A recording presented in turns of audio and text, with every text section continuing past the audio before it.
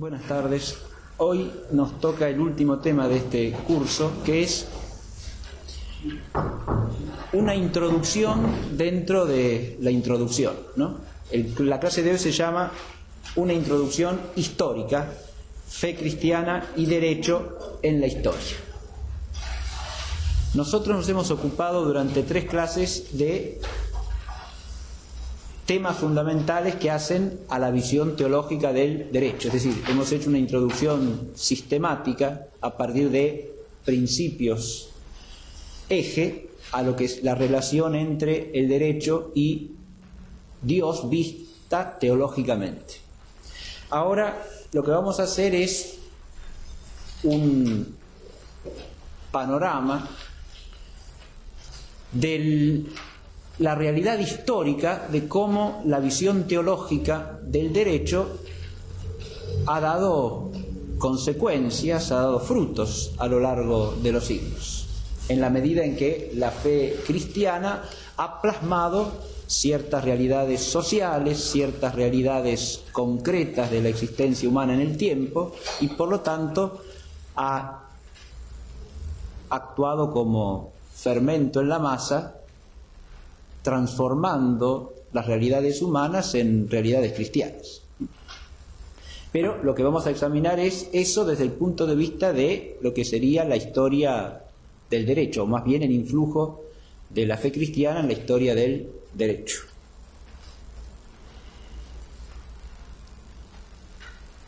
Vamos a hacerlo en 2 momentos. Primero, vamos a considerar la temática en general. Y esto tiene que ver con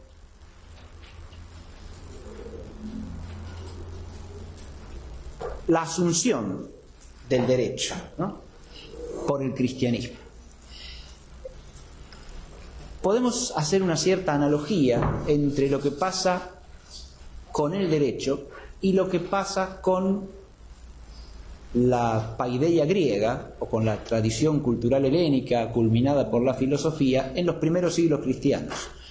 Se trata en los 2 casos de realidades que pertenecen al mundo en el cual irrumpe la verdad cristiana. Es el mundo helenístico romano.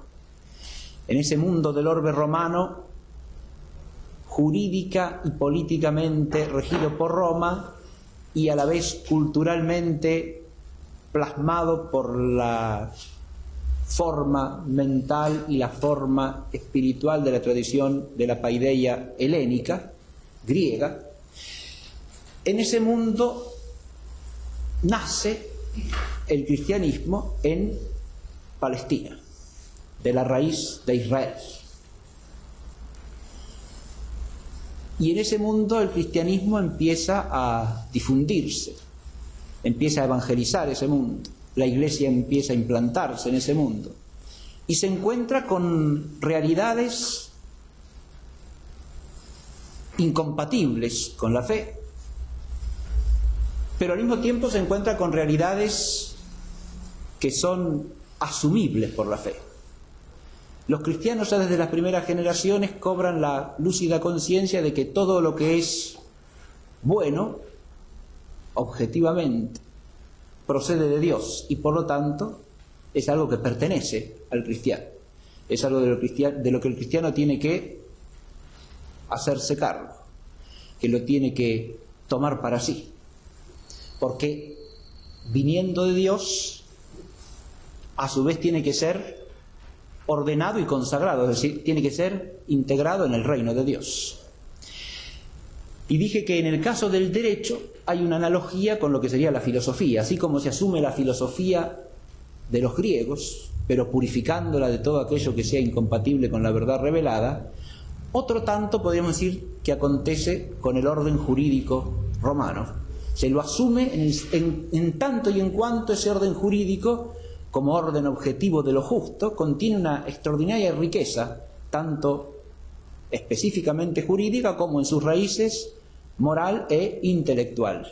Y esa realidad es asumida por los cristianos progresivamente, de una manera más paulatina, digamos, que lo que sucede con la filosofía de los griegos, y un poco más tarde, porque claro, la asunción de eso implica de alguna manera la cristianización del conjunto de la sociedad, y el hecho de que el cristianismo llegue a las instancias del gobierno de la sociedad, y entonces se plantea la cuestión de cómo compatibilizar un gobierno cristiano con cierto orden jurídico, con cierto orden también de leyes, ¿no?, que existen y que hay que ver si son compatibles o no con la fe cristiana. Este fenómeno de la asunción del ius, de la tradición jurídica romana, es uno de los fenómenos propios del origen de lo que podríamos llamar la cristiandad imperial romana, ¿no?, que se configura básicamente a partir del imperio de Teodosio I a fines del siglo IV. Y tiene una instancia histórica fundamental a lo largo de los siglos V y VI, en que se desarrolla la codificación oficial del derecho romano, ¿no? Aparecen los primeros códigos promulgados por la autoridad pública, ¿no?, las primeras compilaciones de la tradición de las leyes y de la jurisprudencia romana hechas por mandato de la autoridad imperial. En el siglo V el código de Teodosio II, ¿no?, y en el siglo VI la recopilación máxima, que es el Corpus Juris Civilis, mandado compilar por Justiniano y promulgado por él. Este es el hecho histórico inicial. Hay una cosa que hay que advertir también. El que el cristianismo asuma esta tradición del derecho romano va ligado también a una peculiaridad del Evangelio como hecho histórico religioso, y que lo diferencia al cristianismo tanto de la religión del Antiguo Testamento como de lo que será luego el Islam.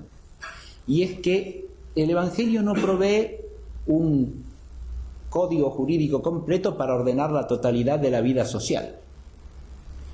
Contiene principios de orden moral que rigen la vida humana, pero no, al modo de la Torá de Moisés, un código social que básicamente ordene la vida de la comunidad en sus aspectos concretos, precisos, específicos, o como será luego la ley coránica, y como lo es hasta el día de hoy en el mundo islámico. Y en este sentido, el cristianismo está abierto a la asunción de diversas maneras de ordenar la vida social, siempre y cuando sean compatibles con la verdad revelada y con el orden objetivo de la justicia, tal cual lo conocemos por la fe y por la recta razón.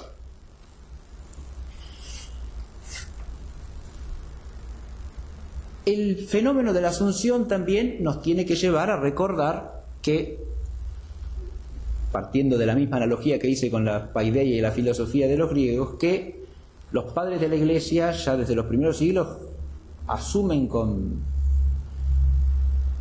entusiasmo la tradición cultural griega, pero al mismo tiempo con discernimiento crítico y con cautela, ¿no?, según esa imagen plasmada por Orígenes de la bella cautiva. Para ser incorporada al pueblo de Israel tiene que ser debidamente purificada, ¿no? Y eso es lo que hay que hacer también con el ius de la tradición romana.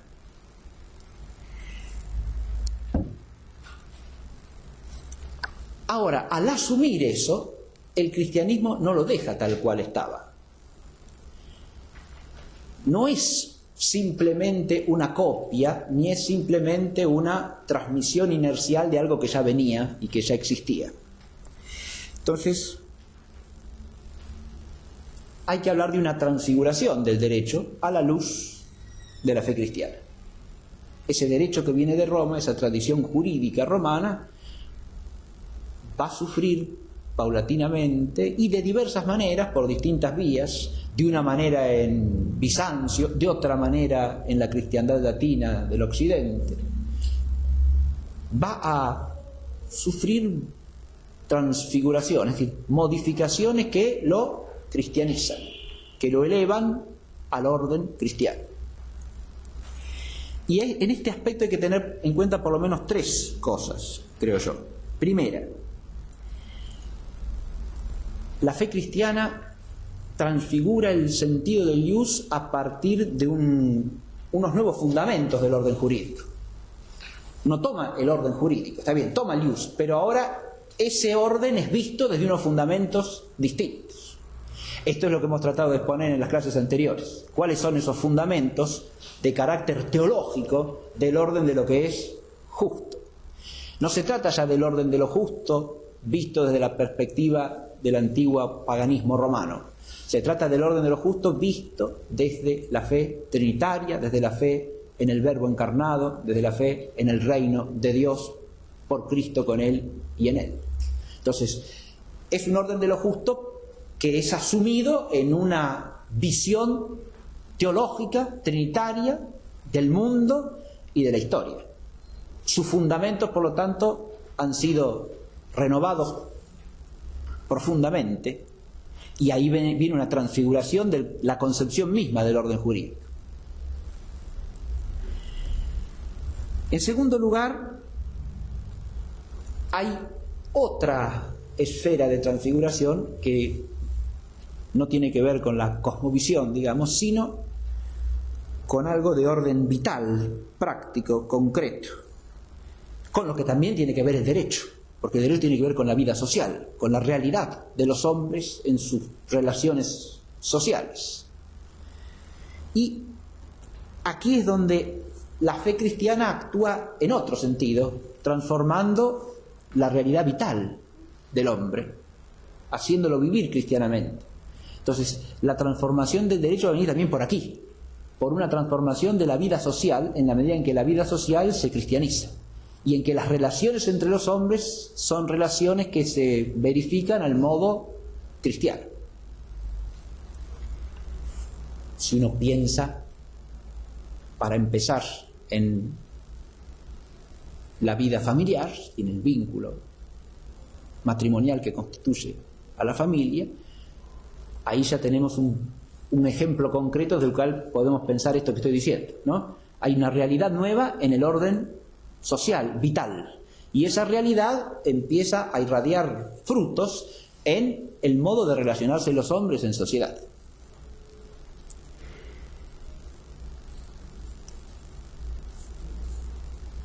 Si unimos estos dos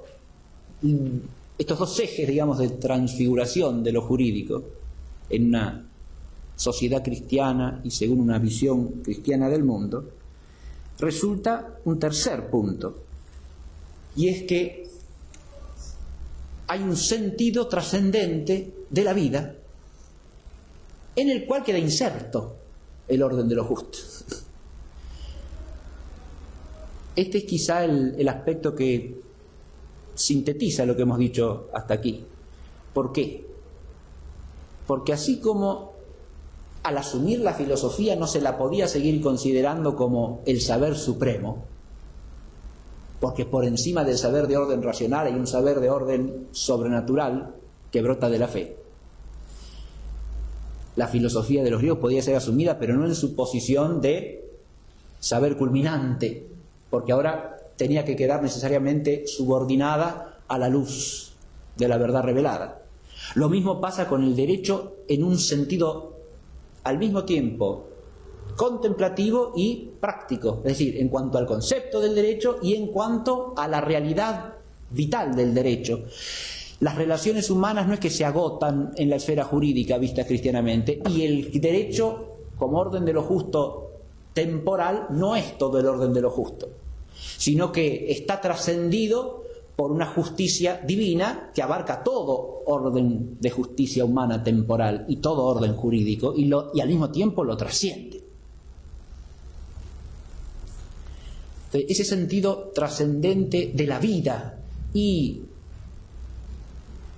del tiempo y de la historia y de las relaciones sociales y de la realidad toda de la sociedad, eso transfigura la visión del derecho, porque la relativiza, digamos. Ese orden del ius queda relativizado a dimensiones que trascienden el orden de lo justo.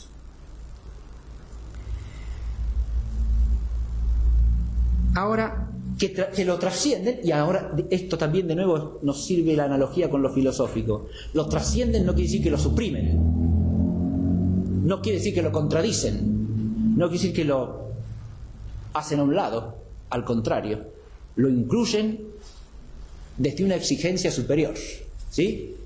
Lo trascienden porque van más allá, no porque son menos. Dicho esto en general, ahora podemos pasar a considerar algunos aspectos particulares de esta relación histórica entre la fe cristiana y el derecho. Y esto lo he dividido en 4 partes. Primero vamos a considerar algunos aspectos del orden del derecho privado, después del orden del derecho público, luego del derecho eclesiástico o canónico y finalmente el desarrollo de una contemplación teológica del derecho, o sea, un saber teológico jurídico. Lo que voy a presentar acá son nada más que temas que hacen una suerte de muestreo de esta realidad, nada más que para introducir esta dimensión histórica de la relación entre derecho y teología, de derecho y fe cristiana. En cuanto al orden del derecho privado, vamos a mencionar 3 puntos fundamentales. El primero, el misterio matrimonial he puesto aquí, ¿sí? La institución del matrimonio es una institución de derecho natural, decimos. Bien. Ahora, este es un ejemplo clarísimo de cómo la visión cristiana transfigura el orden jurídico. Porque desde el punto de vista teológico, el matrimonio no es meramente el contrato matrimonial o la relación contractual que viene del derecho romano. Es un sacramento. No deja de ser lo otro.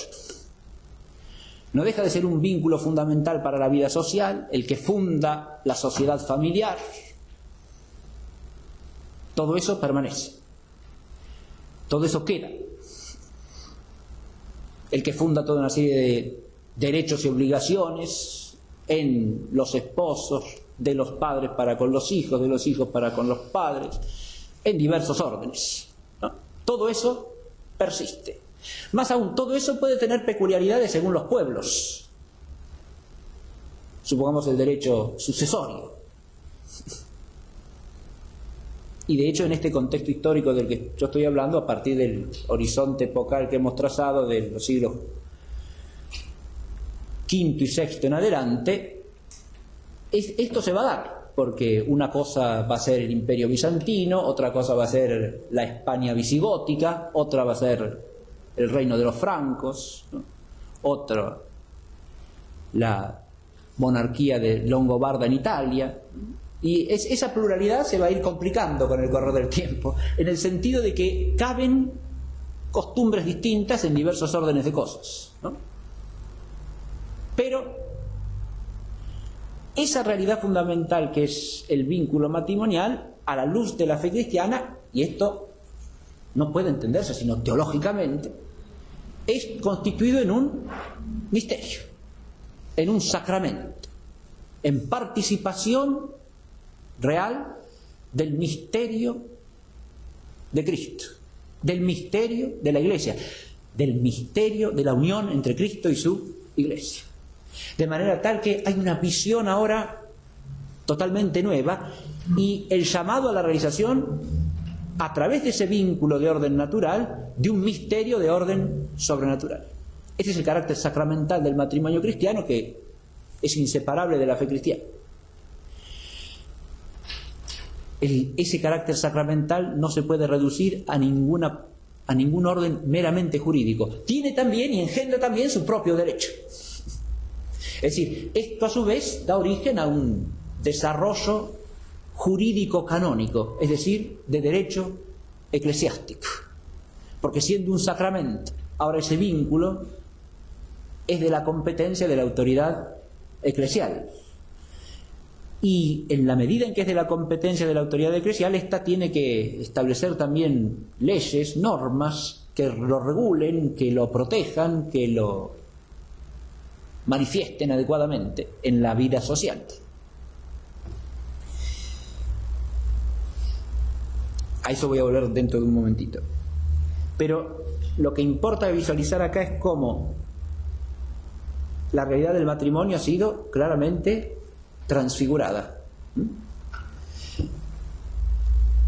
Vale la pena decir que en todos los pueblos antiguos también el matrimonio era visto como algo de alguna manera sagrado, o sea que pertenecía a la res privata y por lo tanto al ius que regula las cosas privadas, pero al mismo tiempo a la res sacra, es decir, tenía una dimensión religiosa, porque siendo la base de la transmisión de la vida entre los seres humanos, ningún pueblo histórico real a lo largo del tiempo ha dejado de percibir en ello una condición sagrada, es decir, un vínculo, de ese vínculo con la divinidad, con algo que trasciende al hombre.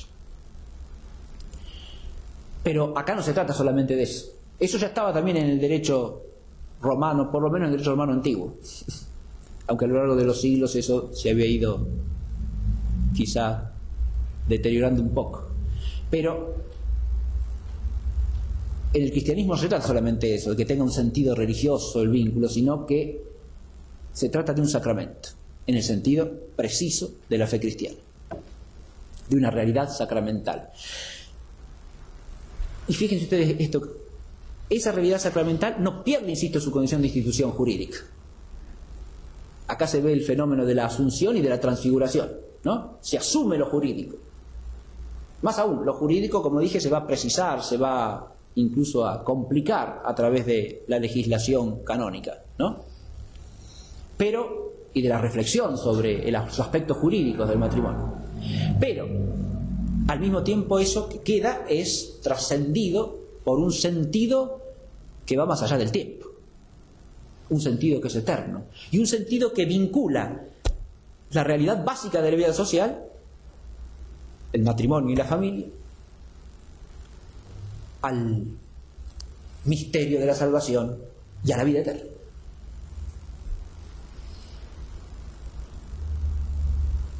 De modo que no puede ser visto nunca como una mera institución social, si se lo ve cristianamente. Es mucho más que eso. Segundo, el sentido de la persona. Esto es algo que en general los historiadores del derecho suelen reconocer, si miran la historia con honestidad. Hay en la cristianización del derecho a partir de los siglos que hemos mencionado, hay algo que Balmes, por ejemplo, Jaime Balmes, en su obra sobre la comparación del influjo del catolicismo y el protestantismo en la historia de la civilización, ¿no?, dice una cosa interesante en cuanto que los antiguos, las sociedades paganas, dice, las sociedades no cristianas, antiguas o de cualquier tiempo, no conocen, dice Balmes, el sentido propiamente cristiano del respeto de la persona como persona. Eso es algo originariamente cristiano, propio del espíritu cristiano. Y de nuevo es claro que se trata aquí de una proyección de la fe, del misterio del hombre como una criatura hecha a imagen y semejanza de Dios y además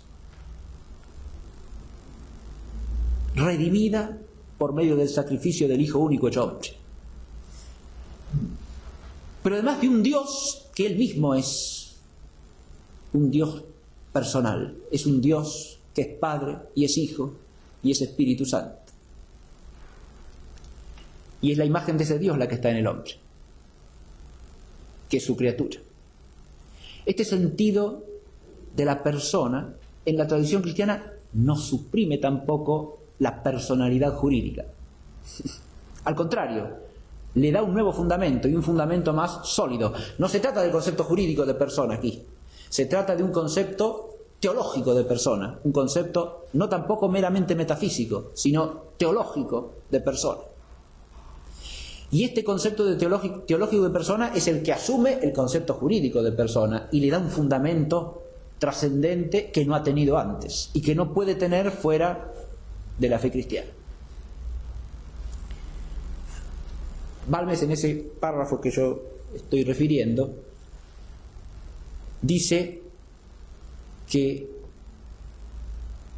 para ver hasta qué punto esas cosas son cambiadas, esa valoración o estimación de la persona como persona, el reconocimiento del bien que es la persona, como criatura de Dios, que viene de la mano de Dios, ¿no? Que es obra de Dios. ¿Cómo ha cambiado eso? Dice, basta leer las cosas que dicen Platón y Aristóteles acerca del aborto y del infanticidio. Y cita textos de República y de la política de Aristóteles, que vienen a coincidir con cosas del mundo contemporáneo, pero no con la visión cristiana de estos problemas.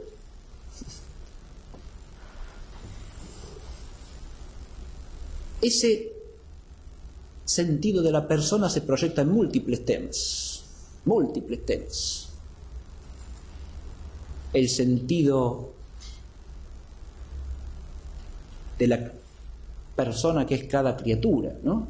¿Qué es el niño? ¿Qué es el anciano? ¿Qué es también, y esto es otra cosa en que el desarrollo jurídico, sobre todo de la cristiandad latina, en los siglos que van del 9 al 13, ¿no? Es un tema que ha sido estudiado. También el ser personal de la mujer, cómo es apreciado, jurídicamente promovido. Pero eso tiene un trasfondo teológico, está claro, porque cada persona, lo dice Pablo, ¿no? Ya no hay griego ni judío, libre o esclavo, varón o mujer. No que esas distinciones desaparezcan, pero ahora si lo vemos en cuanto persona, en cuanto que criatura de Dios, y en cuanto que llamado a la salvación, en cuanto que bautizado, en cuanto que miembro del cuerpo de Cristo, cada persona tiene la misma dignidad. La misma dignidad. Una dignidad que les dada por Dios, que le viene de Dios, no le viene de los otros hombres. Los otros hombres estamos llamados a reconocerla, pero no se la damos al otro. No la constituimos en el otro.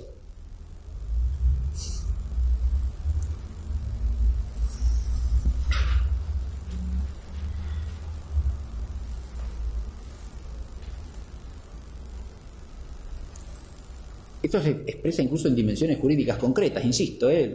Por ejemplo, cuando he hablado de la mujer, las mujeres adquieren capacidades jurídicas enormes en esos siglos que yo he dicho, ¿sí? De posesión, de administración de bienes materiales, que en el derecho romano antiguo no tenían en absoluto. Eso lo destaca muy bien, por lo menos en 2 de sus libros, la historiadora francesa Régine Pernoud, ¿sí? Uno que se llama La mujer en el tiempo de las catedrales y otro se llama La mujer en el tiempo de las cruzadas. Ahí hay temas muy interesantes estudiados y analizados. Bien. Pero además este valor de la persona tiene otro reflejo, que es el no estimar a la persona meramente como un instrumento de la vida social. La persona no es meramente un medio de la vida social temporal, porque la persona tiene una proyección que trasciende todo tiempo, que va más allá de la sociedad temporal. Y acá hay otros temas que son propios del derecho cristianizado, como por ejemplo la larga tradición de desarrollo, de despliegue amplísimo de la vida monástica. Adviértase que ahí se trata de un modo de vida que no se justifica ni se entiende desde coordenadas meramente temporales, o pensando al individuo en función de una sociedad meramente humana, sino en función del anticipo de la vida eterna, ¿no? como una especie de imagen de lo que vendrá, como dice la Constitución Lumen Gentium, ¿verdad? La vida religiosa es como un anticipo y un signo al mismo tiempo de la vida del mundo futuro. Pero eso es profundamente valorado, estimado y respetado como un estado de perfección en la tradición cristiana, visto teológicamente. Pero esto con consecuencias jurídicas, porque esas comunidades se constituyen según derecho, tienen obligaciones, sus miembros están bajo regla, se crea también un derecho específico para eso, que se va complicando a lo largo de los siglos, ¿no? Pero es una realidad que implica un sentido de la persona que es totalmente cristiano, que es propiamente cristiano. Se pueden encontrar análogos en otras visiones religiosas, pero fíjese, siempre en la medida en que esas visiones religiosas tengan una perspectiva de eternidad.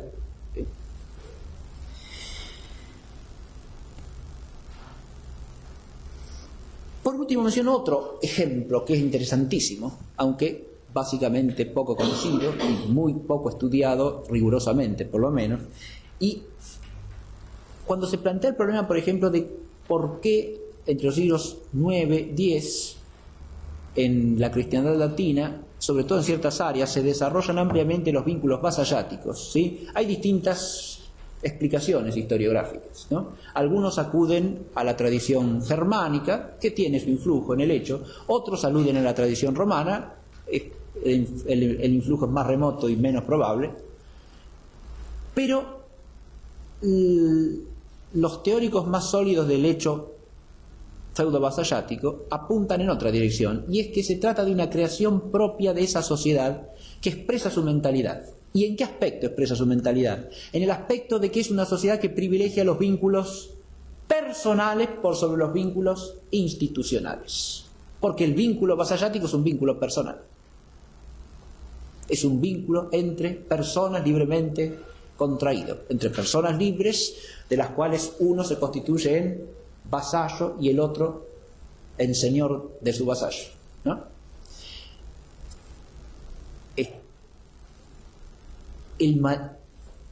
¿Cómo se constituye ese vínculo? Por un juramento de fidelidad. Un juramento de fidelidad que liga a dos personas personalmente. Claro, es un vínculo estrictamente personal. Ese juramento de fidelidad va acompañado en general de un rito sacro que le da a su vez un sentido trascendente al juramento, es decir, lo vincula al carácter cristiano de los que establecen la relación, y adquieren mutuamente derechos y obligaciones, una persona respecto de otra persona. Ahora, estos vínculos personales tienen consecuencias amplias en distintos aspectos de la vida social. Consecuencias, primero que nada, de orden social, también de orden político, también de orden económico. Pero lo que funda todas esas consecuencias es un vínculo personal, que reposa sobre la palabra dada, es decir, sobre el juramento de fidelidad, hecho como un juramento sagrado, que no solamente compromete el honor, sino también la fe cristiana, de los que juran. Recuerdo una cosa elemental a este respecto, pero no es un tema que suele pensarse a veces de manera incorrecta, en el aspecto de que el vínculo entre señor y vasallo es un vínculo generalmente entre personas que son socialmente de condición pareja, ¿sí? De condición par, miembros de la aristocracia, digamos, o guerreros, un guerrero y otro guerrero, ¿sí? Gente que o tiene el mismo oficio o tiene pareja condición social, ¿sí? No es el vínculo entre el dueño de la tierra y el que la trabaja, es de lo que estamos hablando aquí, que es otro vínculo. Ahí el régimen del colonato también tenderá a establecer vínculos personales entre el propietario y el colono, ¿no? Que conviven permanentemente, que se conocen, que forman una comunidad concreta de vida. Bien, pero eso es otra cosa. Ahora, esto es nada más que un ingreso en el orden del derecho privado. El tema de la propiedad privada, que no es mencionado acá, también sufrirá profundas reflexiones a la luz de la fe cristiana, ¿sí? Pero sobre todo en siglos posteriores. Pero en estos siglos primeros también, ¿eh? Ahora, en los siglos posteriores habrá toda una teoría, toda una elaboración teórica que es propia de los teólogos juristas, en eso voy a desembocar al final de la clase, ¿no? Que reflexionan sobre cuáles son los fundamentos del derecho de propiedad, ¿no? La relación entre el derecho de propiedad privada y el bien común. Todos esos son temas tratados ampliamente por los teólogos juristas. Y especialmente por los teólogos juristas españoles del siglo XVI y XVII.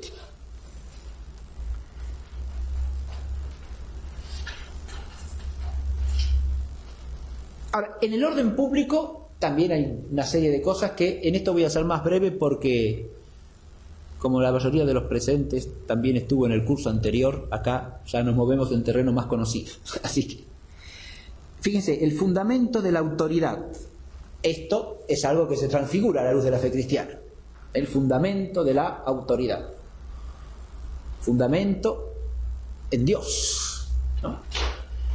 De la autoridad en cuanto a su origen y de la autoridad en cuanto a participación de la misma autoridad con que Dios gobierna al mundo. La autoridad política tiene un fundamento sólido y al mismo tiempo moralmente comprometiente para el cristiano. Y lo mismo pasa con el segundo punto, los límites de la autoridad humana. Este es otro tema que queda transfigurado, ¿no? Porque a la luz de la fe cristiana, los límites de la autoridad humana son clarísimos. Precisamente porque esa autoridad tiene su fundamento en Dios, es una autoridad que no tiene jamás derecho, no tiene derecho nunca a ir contra el orden establecido por Dios. Es una autoridad subalterna, es una autoridad subordinada, es una autoridad que tiene límites precisos.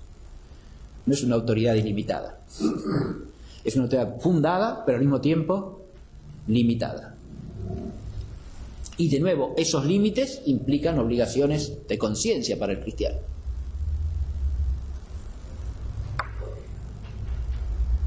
El sentido del bien común, otra cosa profundamente iluminada por la fe cristiana a lo largo de los siglos. El sentido del bien común. Acá hay un fundamento teológico, de nuevo, en el hecho de que los que forman parte de la sociedad temporal están al mismo tiempo llamados a formar parte de una sociedad eternal, no solo temporal. Es decir, el bien común es el bien común de esta vida y de la vida venidera, ¿no? No es solamente el bien común temporal. El bien común temporal queda subalternado a un bien común que lo trasciende. Pero eso profundiza el sentido del bien común, no lo achica, al contrario, lo hace más grave, lo hace más profundo, lo hace más exigente. Precisamente porque a la luz de la fe cristiana el bien común eternal está en estrecha vinculación con el bien común temporal. Lo que hagamos por el bien común temporal está en relación directa con lo que será el bien común de la vida venidera, ¿no? Porque precisamente ahí también hay un orden de justicia divina, ¿no? Que conecta el bien común de orden temporal con el bien común de la vida eterna. El fundamento de los delitos y de las penas, otro tema que en la tradición cristiana tendrá una luz propia, ¿no? Porque claro, el juicio con que los hombres somos juzgados en este mundo no puede ser otra cosa que participación del juicio con que Dios nos juzga, ¿no? Acá hay muchas cosas. Primero que nada, el sentido de la pena, ¿no? La pena que se ilumina a la luz de la revelación, como pena que es al mismo tiempo instrumento de justicia, instrumento pedagógico, ¿no? y es instrumento de conversión. Las tres cosas. Es instrumento de justicia, porque hay que restablecer un orden que ha sido vulnerado, que es el orden de lo justo. Hay un merecimiento, así como hay merecimiento por el bien, hay merecimiento también por el mal que se hace. Y esto está estrechamente vinculado, lo apunté en la clase pasada, con el respeto de la dignidad de la persona como sujeto también. Adviértase que en esto el cristianismo no ha suprimido la necesidad del derecho penal, no, a lo largo de los siglos. La ha reconocido plenamente. Pero viendo la pena no como algo que los hombres usamos para fines prácticos, no, sino viendo la pena como algo que tiene que ver con el orden de lo justo, y viéndola así a la luz de la revelación. Porque la pena tiene, dice, un valor de justicia, tiene también un valor de carácter pedagógico, nos enseña. Aún el mismo carácter aflictivo de la pena es pedagógico.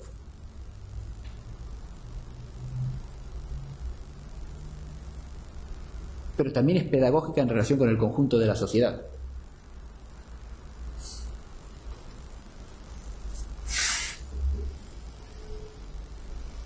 Y por último tiene un carácter, dijimos, además del carácter de justicia y del carácter pedagógico, tiene también un carácter de instrumento de conversión. En cualquiera de los tres aspectos en los que se la mire, si se la mira cristianamente, se la mira a la luz de la fe, es decir, se la mira teológicamente.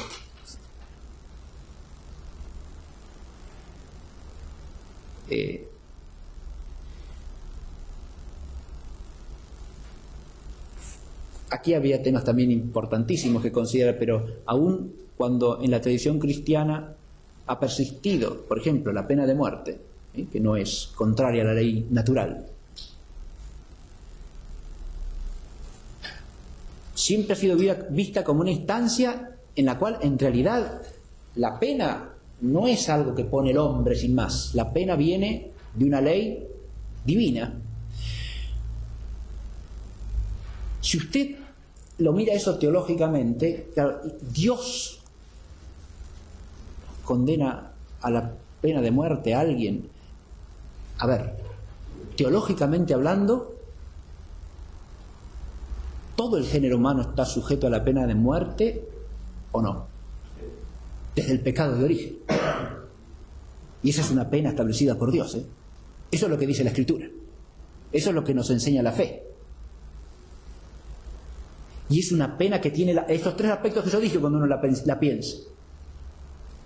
De justicia, pedagógica, nos enseña nuestra propia finitud, nuestra propia mortalidad y a no creernos como dioses, que es en lo que cae Adán.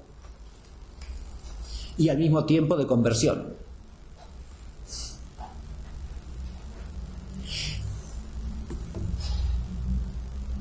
A veces hasta en las películas podemos ver eso, ¿no? El juez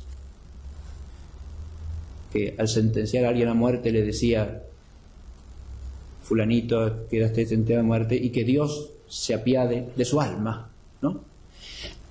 Esa pena de muerte es una pena que cae sobre la vida física, pero no una condena a la persona, tampoco, en la visión cristiana, ¿está claro? Es decir, es una pena que es vista a la luz teológica, Claro, si no se la ve teológicamente no se la puede entender así, pero es vista como algo profundamente medicinal y en el orden de lo justo. Y lo mismo cualquier otra pena.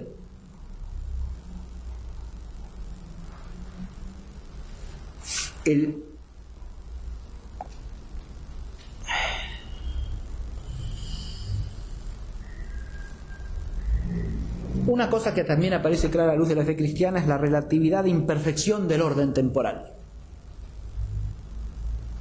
El orden temporal es necesariamente relativo e imperfecto.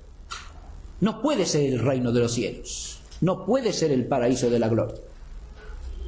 En ese sentido, el sentido cristiano del derecho público se opone a toda clase de mesianismo absoluto del orden público. ¿Está claro? A todas las formas de pseudo-mesianismo que convierten al orden político en el salvador del universo. A este o aquel otro. Se llame como se llama ese orden político. Si el orden político se identifica con el salvador, ya eso es inaceptable. Ese es un límite que no se debe traspasar. El orden político es siempre relativo e imperfecto, porque es un orden temporal. Y toda institucionalidad pública es así. Podemos exigirle que sea lo más justa posible, pero no hay derecho a exigirle que tenga una justicia perfecta, por ejemplo. Partir del presupuesto de una justicia humana, de administración humana perfecta, es un absurdo, es contrario a la razón y es una inmoralidad, ¿no? ¿Cómo sería pretender que haya un gobierno humano perfecto? Lo mismo. Si es humano, ya sea el gobierno, ya sea la administración de justicia, será necesariamente imperfecto, relativo, a un orden que lo trasciende. Porque el único gobierno perfecto es el gobierno divino. Y la única justicia perfecta es la justicia de Dios. Pero ahora viene la luz teologal. Nosotros creemos firmemente en esa justicia y en ese gobierno. Por lo tanto, no podemos confundirnos y no podemos atribuirle el carácter que solamente tiene el gobierno divino y la justicia divina a un gobierno humano o a una justicia humana, que quedan puestos en su sitio, relativizados, ¿no? Puestos en relación con algo que los trasciende. Y otra cosa es que también es interesantísima, es el tema de las relaciones entre los pueblos y el derecho internacional, ¿no? Las relaciones entre los pueblos, precisamente en el orden temporal cristiano, o en la medida en que el orden temporal se ha plasmado como orden cristiano, han sufrido una clarísima transformación en relación con la antigüedad. Y por una cosa muy sencilla, y es que distintos pueblos cristianos pueden reconocerse a sí mismos como pueblos hermanos en Cristo, por diferentes que sean entre sí, como pueblos llamados a una misma vocación, a un mismo fin, que son todos hermanos porque son todos hijos del mismo y único Dios. Y es una visión teológica cristiana. Eso no es una visión filantrópica que haya nacido espontáneamente. Si eso existe aún secularizado hoy día, es como consecuencia de la visión cristiana de las relaciones entre los pueblos. Porque no existe en ningún otro contexto, ni en ninguna otra tradición humana eso. De hecho, no existió nunca ninguna tradición meramente humana y sigue sin existir en la medida en que la fe cristiana retrocede.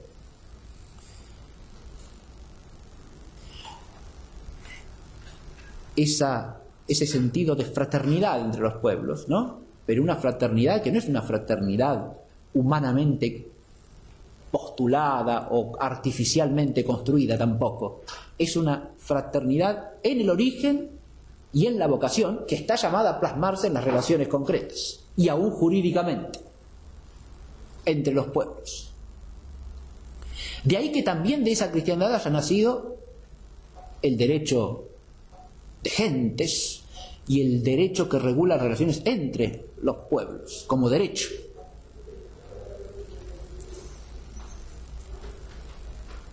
E incluso también el derecho que regula la guerra para que no sea cualquier clase de acción brutal ni bestial, sino que esté sometida a reglas de orden moral y jurídico. Fíjese, ya en el siglo X, por ejemplo, nace en el sur de Francia lo que se llama la tregua de Dios, que se va a ir extendiendo después progresivamente y se va a hacer una costumbre común de toda la cristiandad.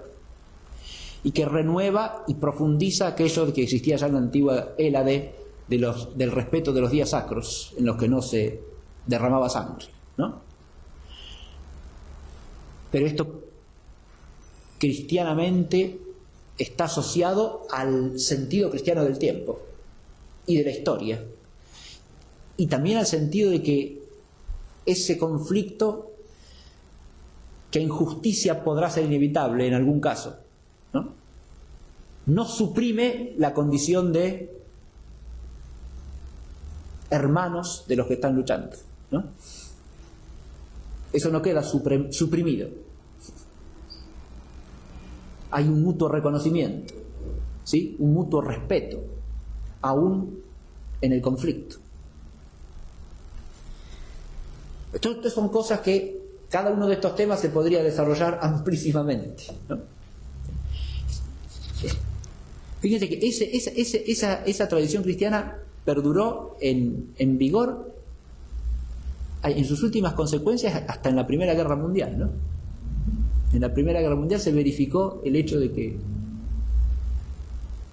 en la Navidad, ¿no?, los soldados cesasen la actividad bélica en las trincheras. Eso es algo que es el fruto también de una visión de las cosas que procede de otra época, y ya en un contexto en el cual la guerra se había descristianizado en general. Se cumple este año el centenario del inicio de ese conflicto feroz, terrible, ¿no? Y en el fondo cristianamente injustificable, porque es una guerra que no tiene fundamento en justicia alguna, ¿no? Es un conflicto en sus orígenes bestial.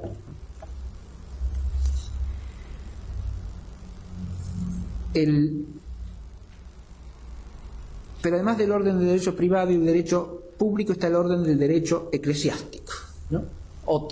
Esta realidad ya la genera el cristianismo mismo, ¿no? Y acá se plantea de entrada un problema. El derecho eclesiástico, cuando hablamos del derecho eclesiástico, hablamos del derecho canónico también llamado, ¿no? Derecho canónico, que tiene diversidad de fuentes, por supuesto, empezando por la Sagrada Escritura, los escritos de los santos padres, los cánones de todos los concilios universales, particulares que ha habido en la historia de la Iglesia, ¿no? Los decretos de la autoridad apostólica en su conjunto, de los obispos para sus diócesis también. Ese conjunto de leyes, unas divinas, otras humanas, ¿no?, que forman el derecho eclesiástico. Se fue complicando y diversificando a lo largo de los siglos, y la primera sistematización, compilación, ordenación de alguna manera que trata de presentar un cuerpo del derecho canónico, ¿no?, es el famoso decreto de Graciano, que es una obra del siglo XII en el mundo latino. Acá, es decir, el mundo latino tiene la peculiaridad de estar más arraigado en la tradición romana, jurídica, ¿no? Y por eso en el mundo latino el desarrollo de eso no es que en el mundo griego no exista la ley canónica, por supuesto que existe, ¿no? Y tiene todos los grandes primeros concilios son griegos, ¿no es cierto? Y de ellos se han emanado muchos cánones que algunos de ellos siguen vigentes hasta el día de hoy en la Iglesia ortodoxa.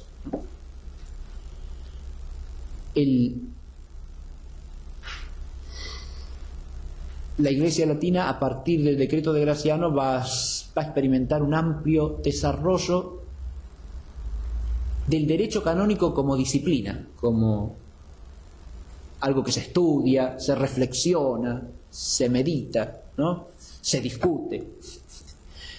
Va a haber escuelas de derecho canónico. Ya entre los siglos XI y XII hay una serie de disputas sobre cuestiones canónicas, como la famosa disputa que se da también ya en el siglo XII mismo entre la escuela de París y la escuela de Bolonia sobre lo que se llama el principio constitutivo del matrimonio in fieri.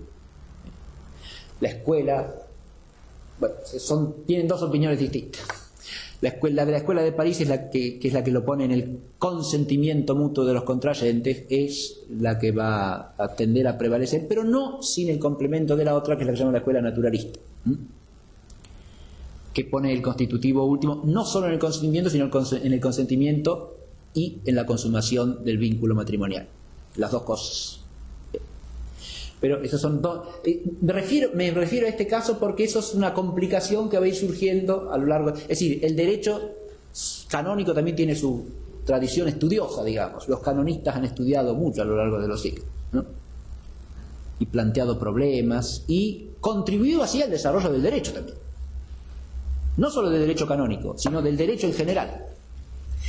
Por eso puse ahí el derecho canónico en sí mismo, pero a su vez en su función ejemplar, ¿no?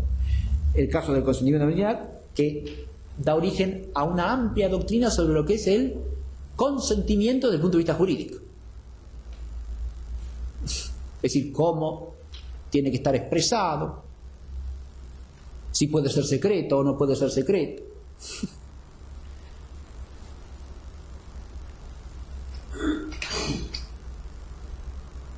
Toda la doctrina sobre los impedimentos del vínculo matrimonial también va a ser una cosa de desarrollo amplísimo y que da lugar a cuestiones jurídicamente muy relevantes y muy sutiles, ¿no? Y por eso se llega a distinguir también distintos tipos de impedimentos. Hay los dirimentes, hay los impedientes, ¿no? Y ahí también vuelve a aparecer ese sentido personal o personalista del derecho propio de la tradición cristiana, ¿no? Por ejemplo, es algo que anula el consentimiento, la violencia. Si alguno de los contrayentes consiente bajo la acción de una violencia, no hay verdadero consentimiento, por lo tanto, no existe el vínculo.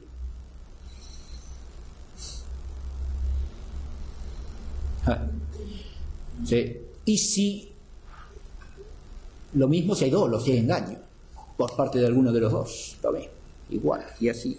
Bueno. Y otro caso ejemplar que puse ahí, que puede resultar paradójico, pero es así, es el del proceso inquisitorial. Los tribunales inquisitoriales, y esto también lo reconocen en general los historiadores del derecho procesal, desarrollaron, y hablo en particular de la Inquisición española, normas de procedimiento que no se seguían en ese momento en ningún tribunal civil, en ningún tribunal público, o sea, en el derecho penal ordinario, fuera del caso de herejía o de cualquier clase de delito que fuese un tribunal de la Inquisición. Normas, primero que nada, expresas, explícitas, que todos tenían que respetar, y si no se hacía quedaba anulado el proceso. Normas que protegían el derecho del imputado, digamos. Porque además estaban pensadas ¿para qué? Para obtener su reconciliación. Porque el proceso inquisitorial siempre tenía esa finalidad primero. No simplemente dirimir si era inocente o culpable de lo que se le acusaba, sino, en el caso de que se lo encontrase culpable ante el tribunal inquisitorial, de reconciliarlo, es decir, de llevarlo al arrepentimiento, con lo cual quedaba exento de ser relajado al brazo secular, es decir, no iba a la ejecución de la pena por la autoridad civil. Porque fíjense que la pena no la aplicaba la Iglesia ahí. La herejía era un crimen en el derecho penal público. En la Iglesia tenía una pena propia que era la excomunión. Esa es la pena eclesiástica. La pena de muerte era la pena del derecho de la res pública, ¿sí?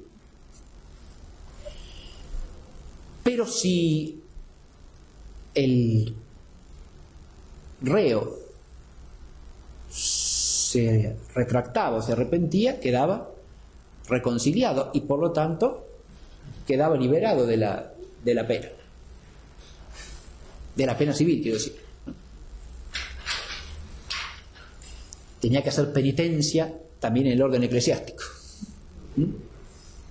en orden a purgar su propia falta, pero ya no era pasible de la ejecución de la pena civil, ¿no? Pero este tema del ordenamiento procesal, ¿no?, en los tribunales inquisitoriales es un tema que también vale la pena tener en cuenta. ¿Por qué? Porque acá hay nuevamente un influjo de la visión de fe sobre una causa penal, ¿no?, que uno puede pensar todo lo que le parezca acerca de sí. Se trata de una cuestión entendida en el orden de lo justo, ¿no es cierto? Y esa cuestión que se entiende en el orden de lo justo está a su vez iluminada por la fe cristiana y está vista desde ella. Esto es lo que hay que advertir acá. Bien. Pero ese tipo de procedimientos va después a irradiar su ejemplo sobre el derecho de la ciudad, digamos, ¿no?, sobre el derecho en general. Ahora, estas realidades van acompañadas siempre de una reflexión, como en todo lo humano, porque si no se reflexiona sobre algo es porque no se le presta atención, ¿no? Y en la medida en que se habla de algo y se atiende a algo es porque se le da importancia, ¿no?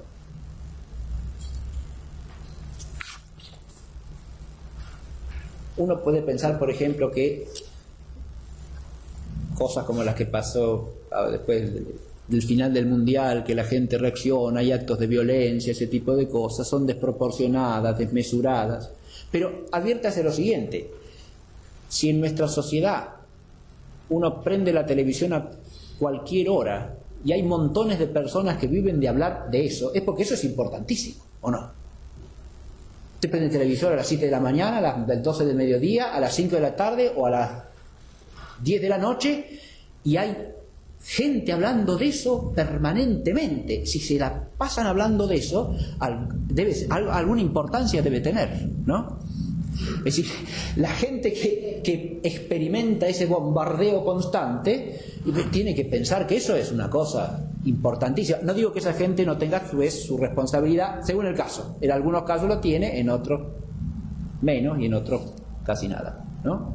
Porque solamente está recibiendo una cosa que no puede ni discernir, ni procesar, ni ante la que puede reaccionar, digamos, ¿no? De ninguna manera. Pero es de lo que se habla permanentemente, entonces tiene que ser una cosa importantísima.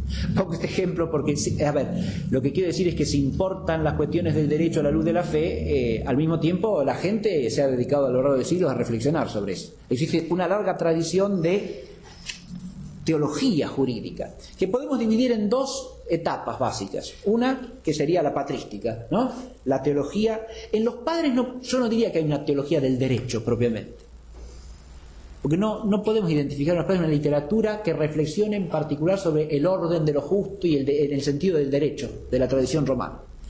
Pero sí hay una teología de la justicia, es decir, el tema de la justicia, visto teológicamente, es ampliamente elaborado por los padres de la Iglesia, en todas sus dimensiones, ¿sí? De la justicia de Dios, de la justicia eterna, divina, de cómo la justicia de Dios rige al mundo, de la justicia como virtud del cristiano, de eso hablan los padres amplísimamente y en diversos registros, ¿sí? Ya sea en la contemplación del misterio total del tiempo, como San Agustín en De Civitate Dei, ya sea en sermones donde se habla de las obligaciones que tiene el cristiano en justicia, ya sea en el orden de la sociedad civil, ya sea en el orden de la vida eclesial.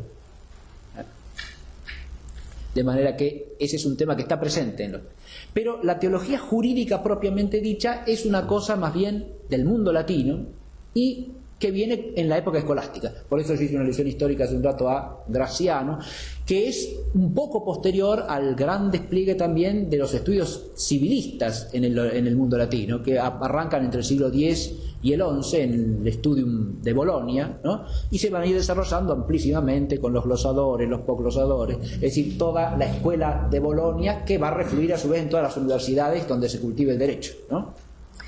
Pero la reflexión teológico-jurídica tiene hitos, ¿no? En el siglo XII hay dos grandes teólogos juristas, perdón, en el siglo XII hay un gran teólogo jurista que es San Ivo de Chartres, ¿no? Y después hay otro en el siglo XIII que es San Raimundo de Peñafort. Pero a su vez estos dos nombres hay que vincularlos con un tercero, que es el de Santo Tomás de Aquino. Porque Santo Tomás de Aquino no es un teólogo jurista. Estos dos que lo mencioné eran juristas y reflexionan teológicamente sobre el derecho, pero porque ellos son juristas, ¿no? Tanto Ivo como Raimundo. En cambio Santo Tomás es un teólogo. Pero en la Suma Teológica de Santo Tomás el tema de la justicia adquiere una elaboración sintética que va a ser luminosa para toda la tradición posterior y que va a refluir sobre los estudios jurídicos mismos. ¿Está claro? Es decir, los juristas mismos van a encontrar ahí un tesoro del cual se van a servir, del cual se van a aprovechar para iluminar su inteligencia de las cosas jurídicas, que es lo que les compete a ellos, ¿no? Pero el tema de la justicia está tan amplio y ordenadamente presentado en Santo Tomás y con tal rigor y precisión que va a refluir esa luz teológica sobre los estudios jurídicos. Y el fruto más conspicuo de eso va a ser lo que se llama la gran floración de los teólogos juristas españoles del siglo XVI, que tiene su centro en la escuela de Salamanca. En el contexto de la España del siglo XVI, el desarrollo del pensamiento teológico jurídico no es casual. Está asociado a procesos históricos importantísimos, empezando por la empresa americana. Es decir, que va a plantear problemas jurídicos y al mismo tiempo teológicos, de gran envergadura. Y entonces va a suscitar... Pero al mismo tiempo está la vida de los reinos y la vida interior de esta monarquía que se va consolidando sus instituciones y se va unificando al modo español en una pluralidad de instituciones jurídicas. También eso plantea problemas jurídicos y necesidad de soluciones. Yo voy a mencionar algunos de los grandes representantes de la Escuela Teológica Jurídica Española. En principio, cuando yo pensé este curso, lo iba a hacer sobre esto que estoy mencionando ahora en los últimos 10 minutos, ¿sí? Pero me pareció que era un tema demasiado específico como empezar por ahí. Y me pareció más provechoso dar un panorama de los principios introductoriamente que centrarme en los teólogos juristas españoles. La Escuela de Salamanca tiene un núcleo fuerte de grandes teólogos juristas dominicos, que empieza con el gran Francisco de Vitoria en la segunda mitad del siglo XV. Y después tenemos a Domingo de Soto, a Pedro de Soto, a Domingo Báñez, a Bartolomé de Medina. Bartolomé de Medina, junto con otro dominico llamado Mencio de Corpus Christi, escribió un tratado sobre la usura y los cambios. Tratado sobre la usura y los cambios. Fíjese, es un tratado teológico jurídico, porque ellos plantean el problema y lo resuelven siempre a luz de principios teológicos jurídicos, ¿no? Estos tratadistas empiezan a discernir siguiendo algunas precisiones que ya había hecho en el siglo XV un gran teólogo moral y jurídico italiano que es San Antonino de Florencia. San Antonino de Florencia, en relación con la usura, había preservado el principio fundamental del rechazo de la usura como inmoral, ¿no? Y había distinguido de la usura propiamente dicha ciertos casos en los que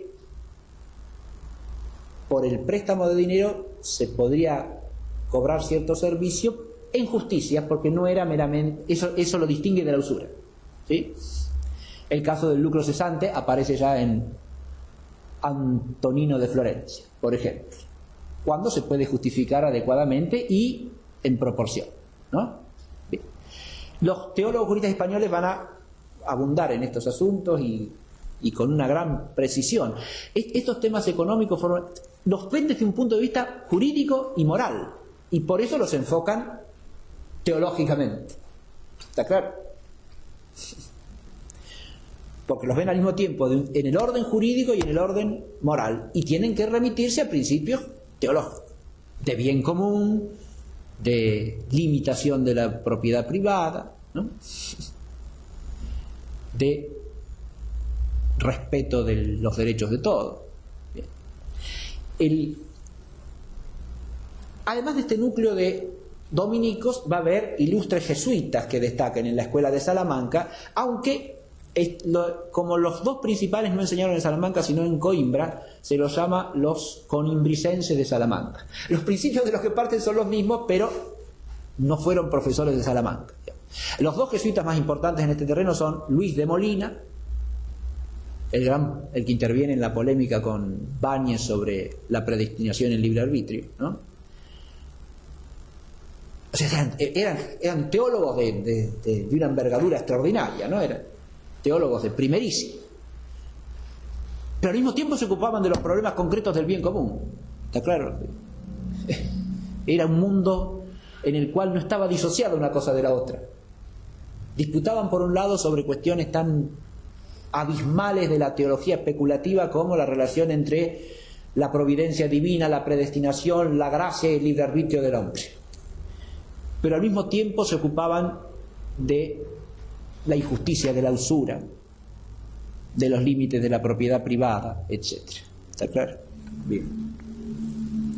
Y se ocupaban de manera tal que su consejo llegaba a los gobernantes también, ¿eh? Atención con esto, porque se los consultaba sobre estas cuestiones, se oía su parecer, ¿sí? Y su actividad teológico-jurídica no está desprendida de la actividad jurídica, de reflexión jurídica, que también, en última instancia, se funda teológicamente de los propiamente juristas de oficio, ¿no? Fuesen corregidores, oidores, consejeros reales, ¿no? Que todos, esto también, ahora de estos hay unos cuantos, por ejemplo,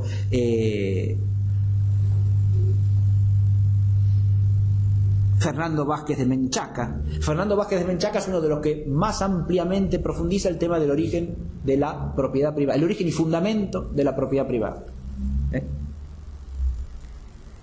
Bartolomé de Casas. Bartolomé de Casas no es un teólogo jurista. Bartolomé de Casas es un predicador que interviene en la polémica sobre la defensa de los indios, pero no con argumentos jurídicos, no. Suárez sí. Luis de Molina es el primero. Suárez, el otro gran jesuita que se ocupa del tema de la teología jurídica es Suárez, en su tratado, su obra de una obra imponente, Suárez, que es el tratado sobre las leyes, ¿no? De Legibus. Después hay otro jesuita importante en este tema, que es Gabriel Vázquez, otro gran teólogo jesuita que se ocupa del tema jurídico. Pero no eran solo dominicos y jesuitas. Hay un famoso jurista que es Alfonso de Castro, que era un franciscano. Alfonso de Castro abundó en la temática del derecho canónico y de su relación con el derecho civil, particularmente en relación del crimen de herejía. Sí. Alfonso de Castro. Y después hay otro que es muy interesante, que era un noble navarro que fue ordenado fue a estudiar a Toulouse Derecho. En Toulouse fue ordenado y después volvió a España y entró en un monasterio de canónigos regulares agustinos.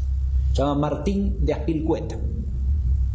Martín de Azpilcueta es otro gran jurista que se ocupó de temas que tienen que ver también con el comercio, los límites morales del comercio, el fundamento jurídico del lucro mercantil y sus límites. Fíjese usted. Yo menciono estos temas porque esto es una cosa ignorada totalmente hasta la primera mitad del siglo XX, de que esta gente, si usted habla de la España del siglo XVI, se iba a ocurrir que esta gente, estos teólogos españoles que se la pasaban hablando de los ángeles, se iban a ocupar de estas cosas. Pero el descubrimiento de todos los aspectos así económicos, socioeconómicos, que tratan estos autores desde un punto de vista jurídico, se hizo universalmente o alcanzó universal reconocimiento a través del estudio de la historia de la economía del famoso austríaco que se llama Schumpeter, ¿sí? Que es el que los redescubrió, digamos así, y claro, como era un hombre muy estudiado y prestigiosísimo, su perspectiva de la historia de la economía, donde aparecían quiénes son estos personajes, quiénes son estos españoles del siglo XVI que hablaban de la usura, del lucro cesante, de los límites del lucro mercantil. Y eran era esta gente, ¿sí? Lo que muestra también que la visión teológica del derecho no es que le quite al derecho su dimensión humana y temporal. ¿Se ve? Históricamente no se puede decir eso. El que dice que históricamente es así, miente. Va contra los hechos. No ha sido así. Esta gente contemplaba las cosas teológicamente, pero eso no hacía que fuesen como ciegos para las cosas temporales, para la realidad temporal. Al contrario, la veían, la entendían perfectamente, la reflexionaban y procuraban, y ese era su esfuerzo propio, como cristianos que eran, contemplarla teológicamente y dar respuestas desde la luz de la fe. Y eran escuchados. Eso porque ahí tenemos una sociedad cristiana, lógicamente.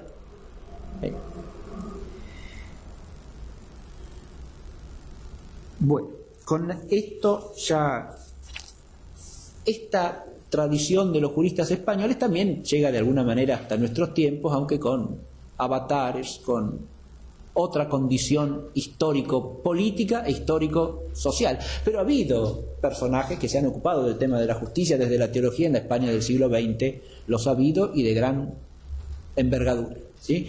Ya sea desde la teología, como por ejemplo el gran comentarista de la parte moral de la Suma, Santiago Ramírez, ya sea desde la esfera propiamente del derecho, ¿no? Bien. Y también los ha habido entre nosotros. Pero con esto ya podemos dar por terminado nuestro curso. Muchas gracias.